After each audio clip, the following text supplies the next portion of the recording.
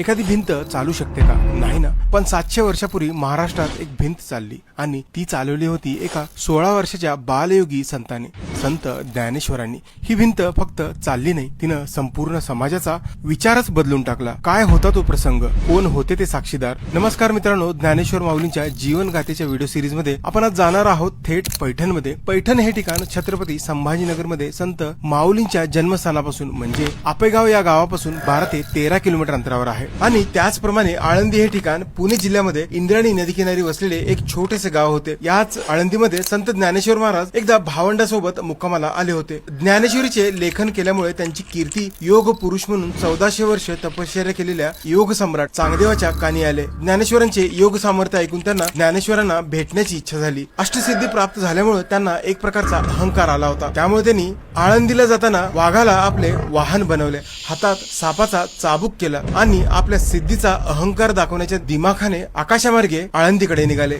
इकडे आळंदीमध्ये ज्ञानेश्वरांना याची जाणीव होती. चांगदेवाच्या अहंकाराचे दमन करण्यासाठी ज्ञानेश्वरांनी भिंतीवर हात ठेवला आणि म्हणाले, जशी वेदाच्या ज्ञानाने बैल बोलू शकतो तसेच भक्तीच्या सामर्थ्याने भिंत चालू शकतो. आणि आश्चर्य म्हणजे भिंत चालू लागले. संपूर्ण पैठण हादरले. निर्जीव भिंत चालू लागली आणि याच सोबत समाजात असलेले जातपात, अहंकार, उच्च नीच या गोष्टी या भिंतीसोबत खाली कोसळले. ज्ञानेश्वर माऊलींच्या जीवनगाथेवर हा आपला व्हिडिओ सिरीज आहे. यांच्या जीवनगाथेला समजून घेण्यासाठी पुढचा व्हिडिओ नक्की बघा आणि होईल तितक्या तुमच्या मित्रांना हा व्हिडिओ